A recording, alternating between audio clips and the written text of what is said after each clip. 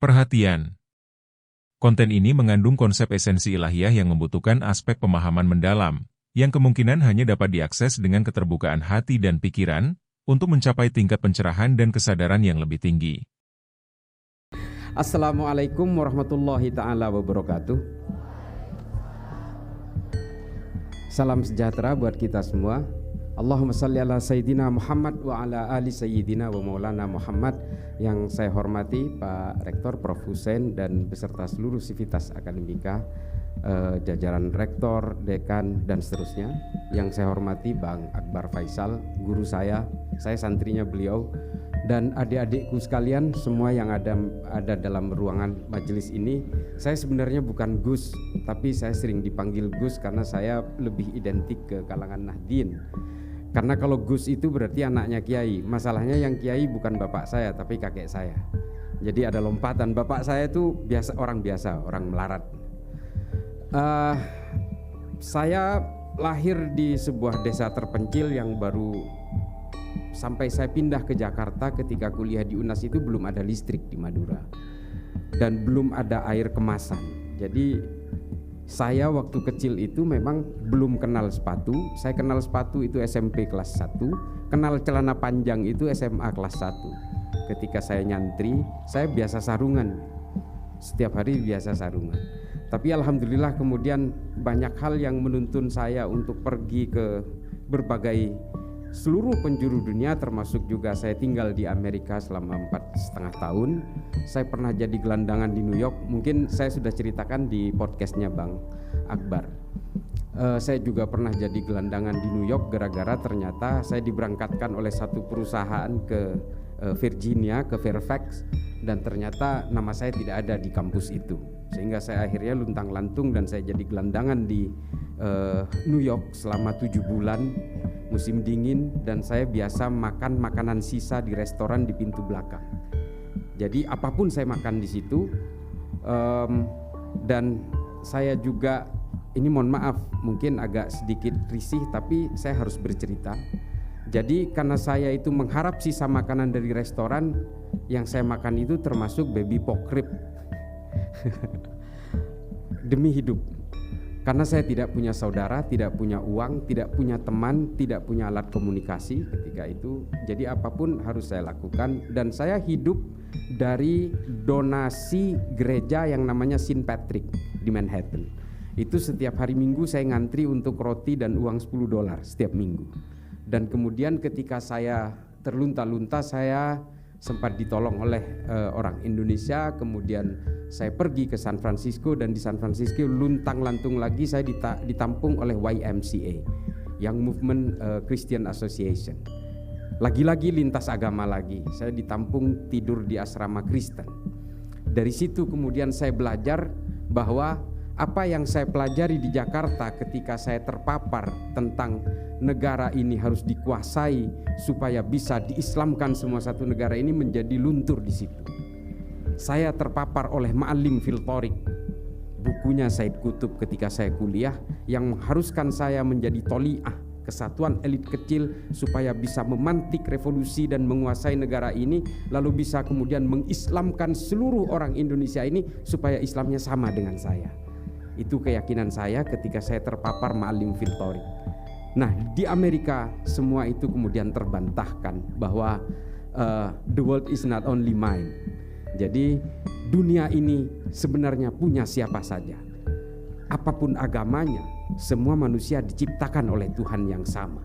Yang menentukan keimanan kita adalah di mana kita lahir, dari orang tua beragama apa kita lahir. Dan itu semua bukan kehendak kita. Lalu kemudian untuk apa kita saling membenci? Karena perbedaan-perbedaan keimanan. Dari situlah kemudian konklusi itu lahir. Itulah mengapa saya mengambil filsafat Islam. Saya ingin mempelajari bagaimana pemikiran-pemikiran Al-Biruni, Al-Kindi, At-Tabrizi, Ibnu Rus, Imam Ghazali, dan semua pemikir-pemikir filsafat Islam, bagaimana genealoginya itu terbentuk sehingga mereka menjadi orang-orang yang tidak gelisah oleh keimanan orang lain. Nah, saya belajar di situ, dan kemudian saya juga belajar sejarah juga di situ. Dari sejarah kita belajar apa yang kita harus lakukan hari ini, sehingga kita bisa merancang apa yang akan kita lakukan di masa depan.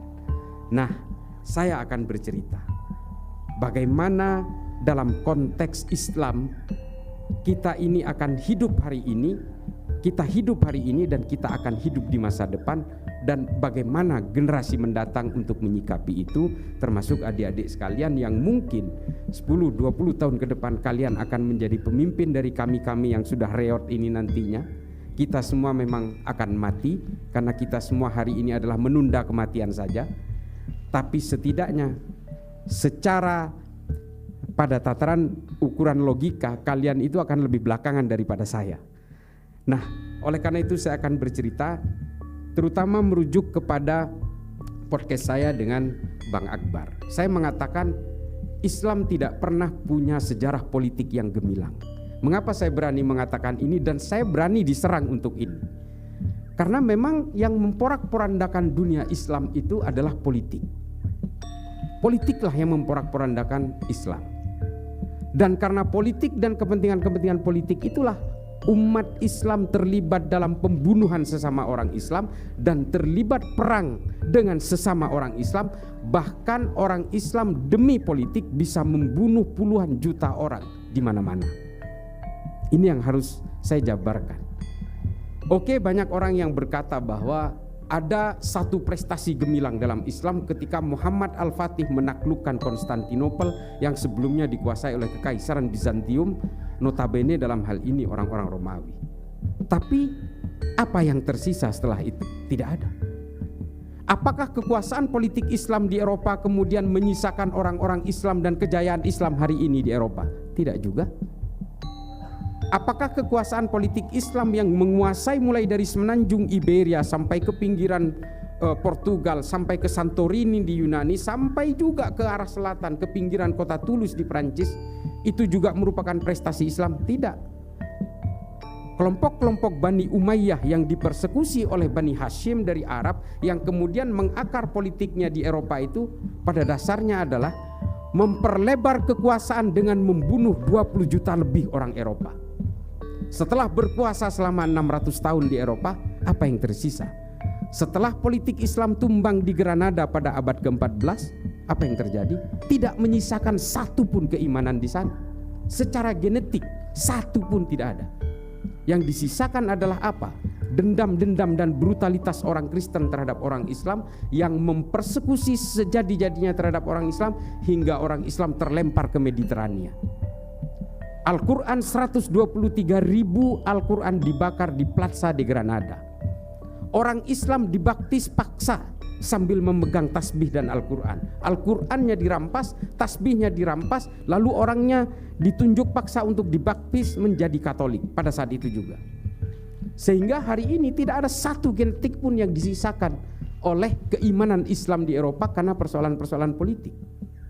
Kalau hari ini ada orang Kristen di Eropa, itu imigran, pengungsi, atau akulturasi, atau mu'alaf yang karena perkawinan dan sebagainya. Tidak ada satupun yang disisakan.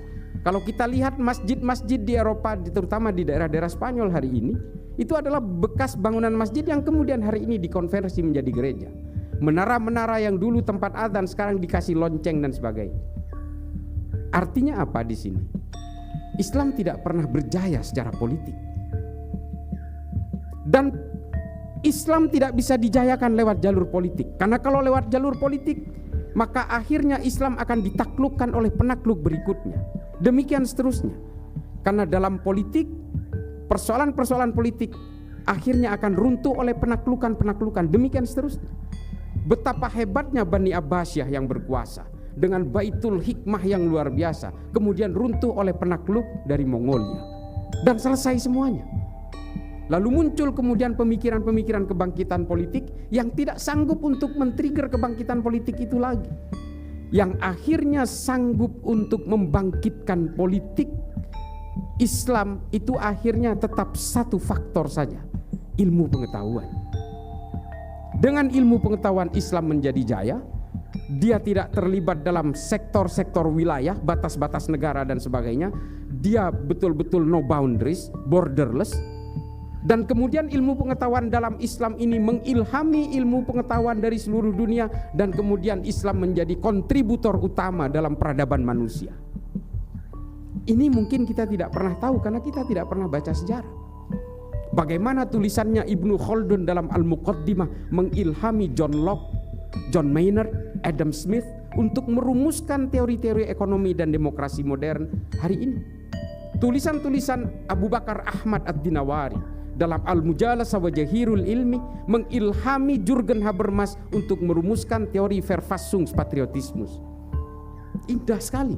Perdebatan antara Imam Ghazali dan Ibnu Rushd dalam Tahafud Al-Falasifah dan Tahafud At-Tahafud mengilhami seorang pemikir dan filsuf dari Eropa bernama Thomas Aquinas yang membuat buku Summa Theologica.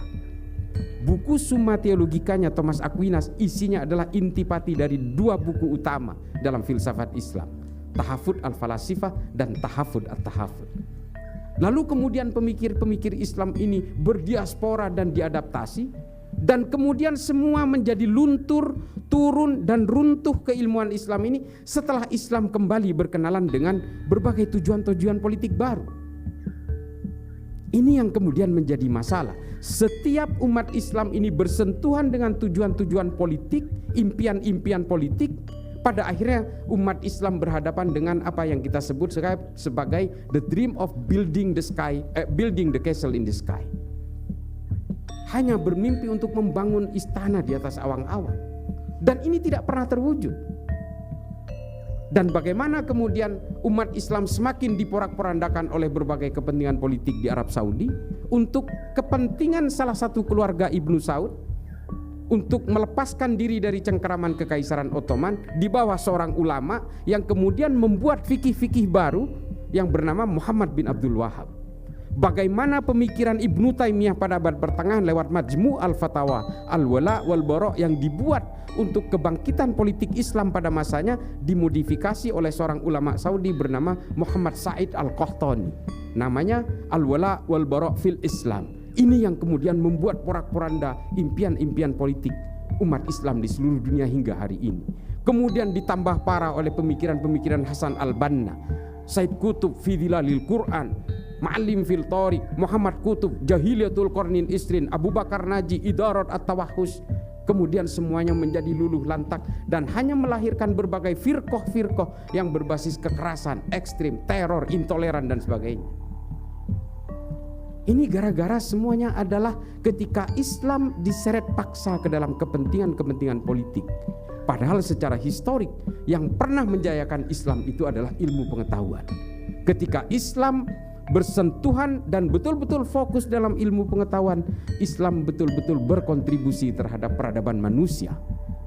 Dan Islam tidak mengenal dunia-dunia yang eksklusif.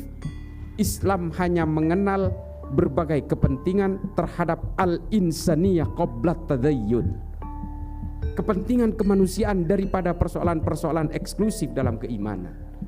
Islam tidak kemudian mengenal lintas budaya, lintas bangsa, lintas keimanan. Bagaimana kemudian Al-Ibri, seorang pendeta Kristen, bisa merumuskan jaga jarak dalam pandemi. Ini yang menciptakan adalah, jadi kalau kemarin ketika Covid itu ada jaga jarak, ini yang menciptakan konsep pertama kali ini namanya Al-Ibri, seorang pendeta Kristen. Di mana dia merumuskan? Di Baghdad, di Baitul Hikmah bersama Imam An-Nawawi. Ini diterangkan dalam salah satu jurnal yang sudah terbit pada masa itu. Nih, hebatnya kejayaan Islam pada masa itu adalah dia sudah punya jurnal namanya Ahbari Moghulan. Jadi jurnal pertama di dunia ini justru diterbitkan di Baghdad. Dan Baghdad ketika itu adalah epicentrum peradaban manusia, ekonomi, politik, budaya, semua berpusat di Baghdad di bawah pemerintahan Islam. Nah, politik Islam kemudian ikut berjaya lewat ilmu pengetahuan. Hari ini kita tidak lagi melahirkan berbagai ilmuwan-ilmuwan yang luar biasa dari Islam, sekelas Ibnu Khaldun, Al-Khawarizmi yang menciptakan angka 0 dalam matematika. Kita tidak lagi melahirkan itu, dan kita tidak melahirkan ilmu-ilmu kedokteran baru seperti yang anatomi tubuh yang dilakukan oleh Ibnu Sina. Ibnu Sina juga yang mengukur jarak bulan dan matahari tanpa memakai alat. Ini bisa dibaca literaturnya banyak sekali.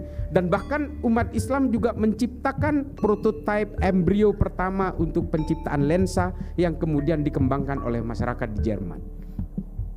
Ini banyak sekali. Tapi bukan hanya dalam sisi yang positif memang. Beberapa pemikiran-pemikiran anti Tuhan sekalipun itu dikeluarkan oleh juga orang-orang Islam di Arab. Pemikiran-pemikiran ateis juga dikeluarkan oleh pemikir-pemikir Islam, karena memang ketika itu kebebasan yang luar biasa diberikan oleh Islam untuk berkembangnya ilmu pengetahuan. Pemikiran-pemikiran ateis ini dari Islam yang anti Tuhan dan tidak percaya kepada kerasulan ini kemudian dipakai oleh pemikir-pemikir ateis di Eropa, terutama oleh Darwin, oleh Feuerbach, oleh Ernest Bloch dan sebagainya, oleh Marx. Ini dipakai. Jadi pemikir-pemikir ateis pertama di dunia ini justru berawal dari pemikir-pemikir Islam juga. Ini bukan saya ingin memberitahu bahwa Islam tidak sebagian orang Islam tidak percaya Tuhan, bukan, tapi betapa hebatnya pemikiran Islam ketika ruang ilmu pengetahuan itu betul-betul diberikan seluas-luasnya. Mungkin adik-adik belum tahu bahwa pemikir ateis pertama di dalam dunia Islam itu namanya Abul A'la Al-Ma'arri, Ibnu Muqaffa. Ada juga yang namanya Abu Bakar Razi. Ini adalah pemikir-pemikir ateisme pertama.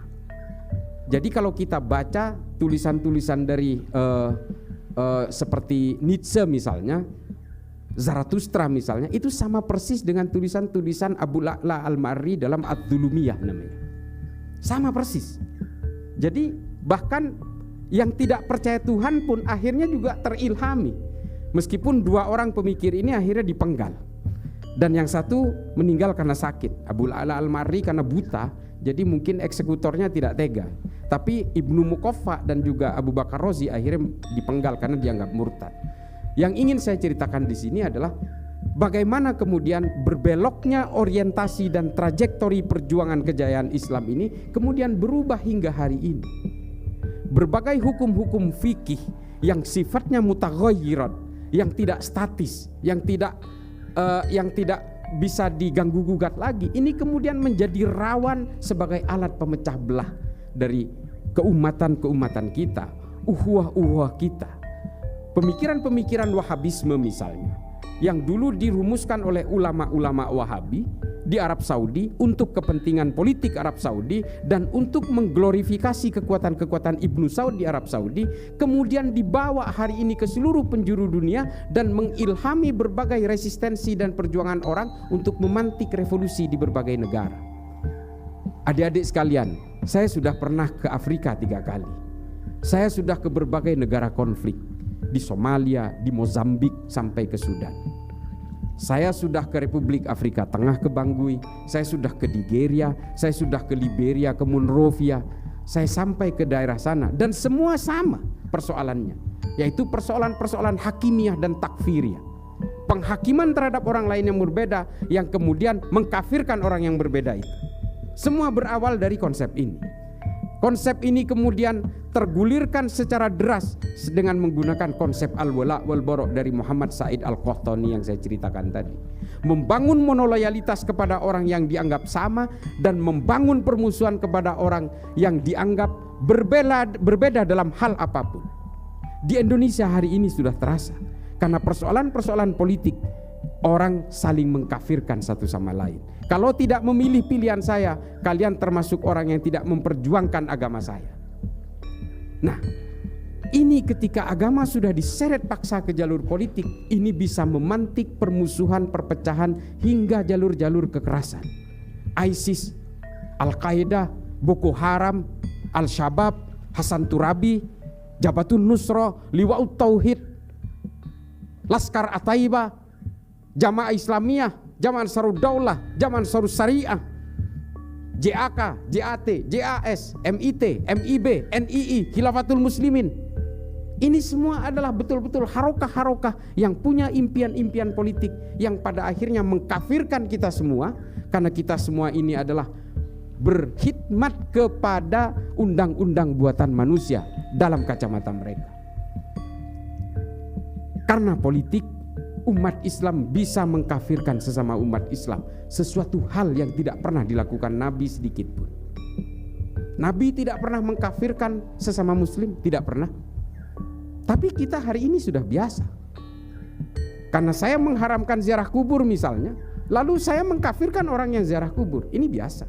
Karena saya maulidan, lalu orang lain yang mengharamkan maulidan akan mengkafirkan saya. Ini jamak terjadi. Dan ini kita seolah-olah ingin dibawa paksa ke abad pertengahan di situasi yang berbeda seperti ini, dengan menggunakan rujukan-rujukan fikih yang sudah berkembang di abad pertengahan, dan hari ini kita dipaksa untuk menggunakan itu dan kita mundur ke belakang. Orang-orang tidak pernah punya anggapan hari ini dan semuanya merasa paling otentik dan paling orisinil ajaran agamanya. Padahal ini konsep yang salah. Kalau kita menganggap bahwa ajaran agama kita yang paling orisinil dan paling otentik, ya jangan hidup hari ini. Jangan hidup hari ini. Hari ini 100% kehidupan kita kalau dilihat dari segi otentisitas sudah jauh dari zaman Nabi. 1000% bahkan. Ada dua hal dalam agama.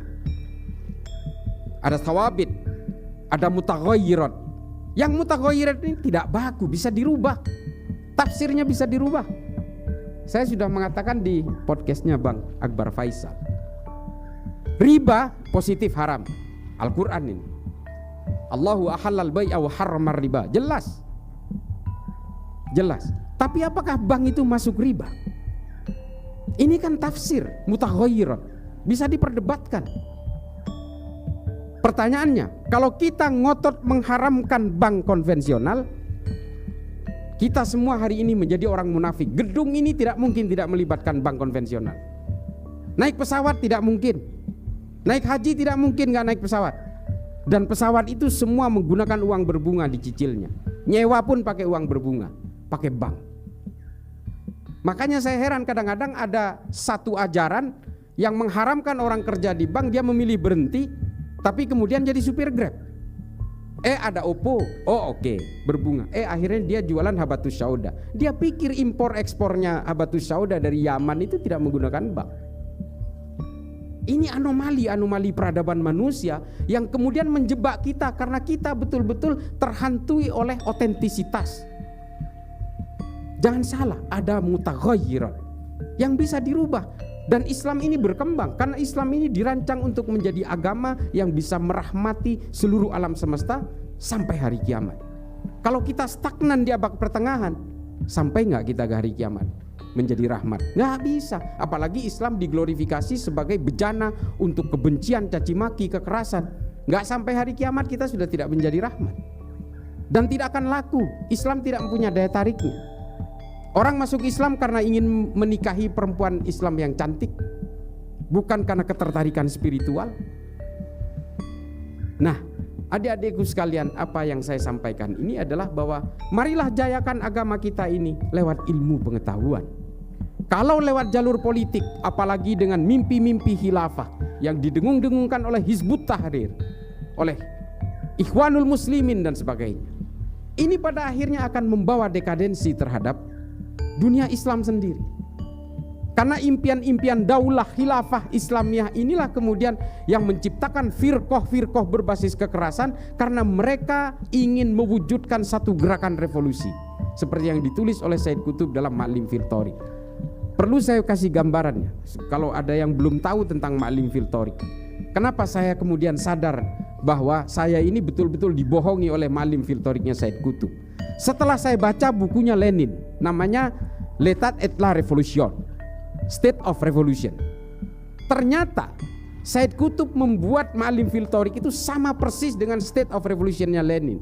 Cuma yang ini versi Islam, ini versi komunis. Itu aja.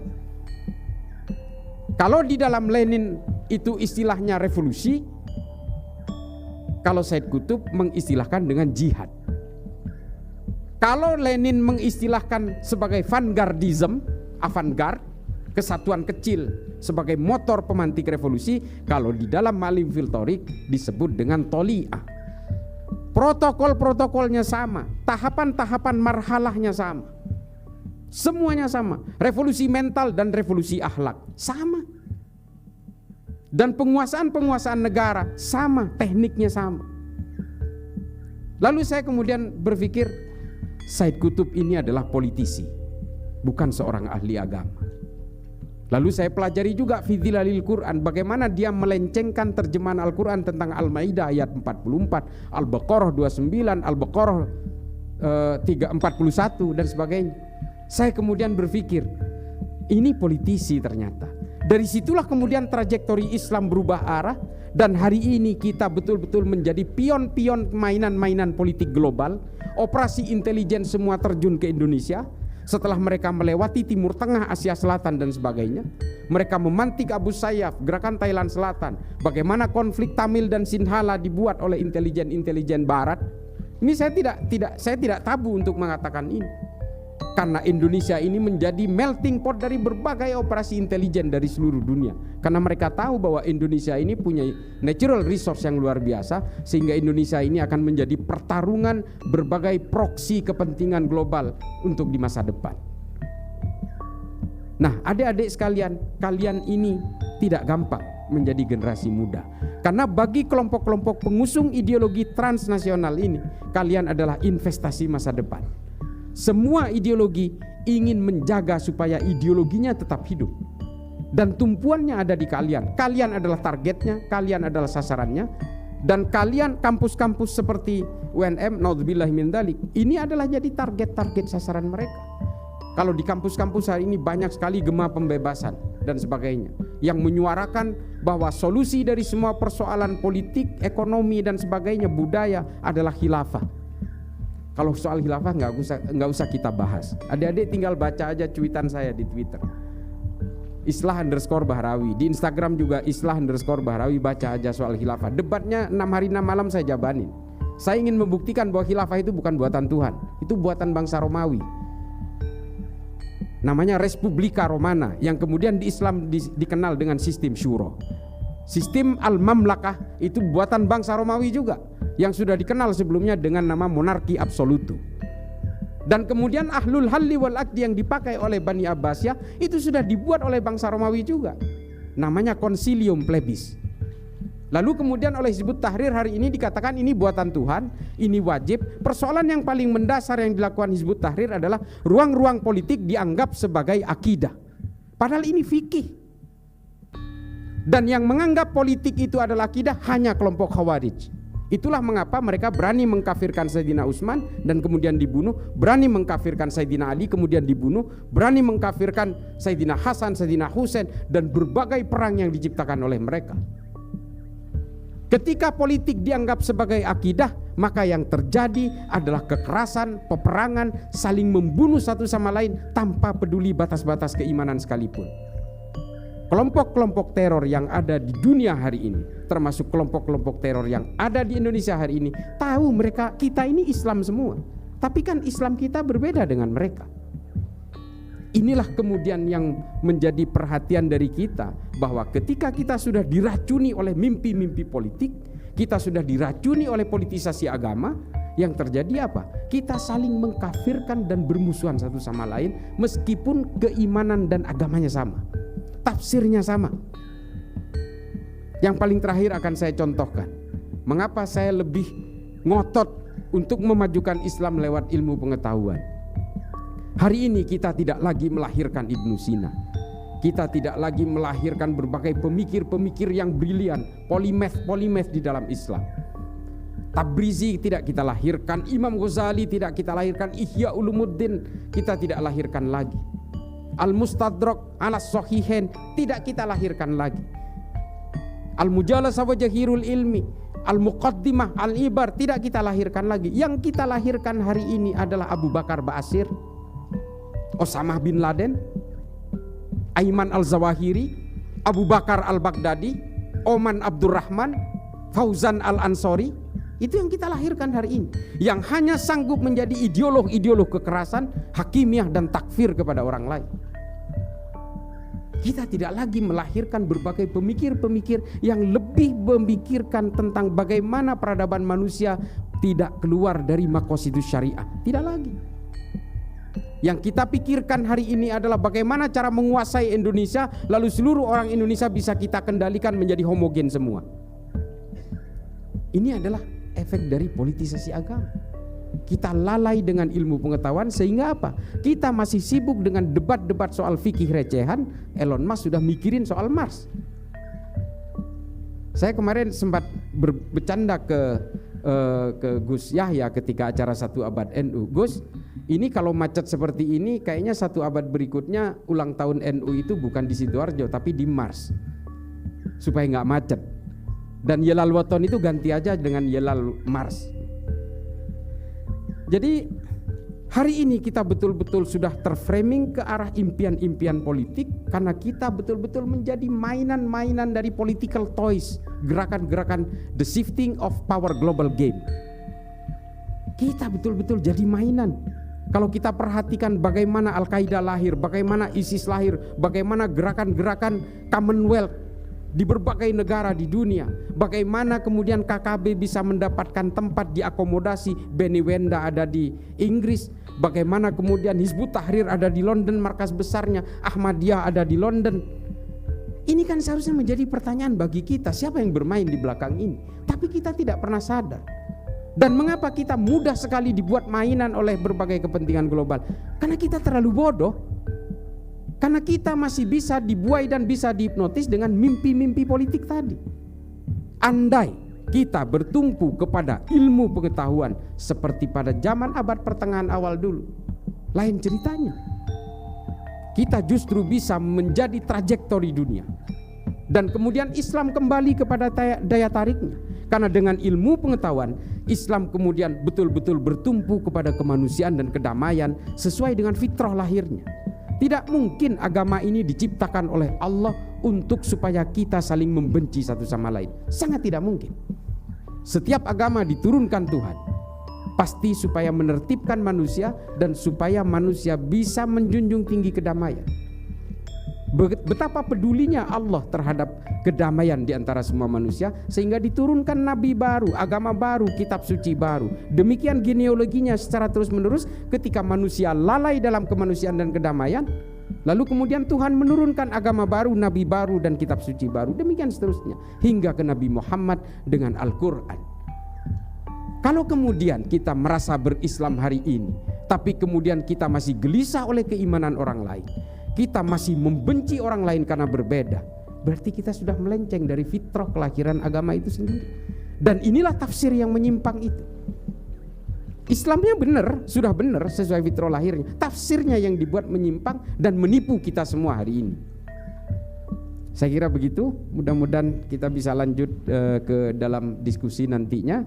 Mudah-mudahan ini bisa menjadi manfaat bagi saya pribadi yang fakir ilmu ini. Akhiran, ihdinas siratal mustaqim wallahul muwafiq ila aqwamit thoriq. Wassalamualaikum warahmatullahi taala wabarakatuh.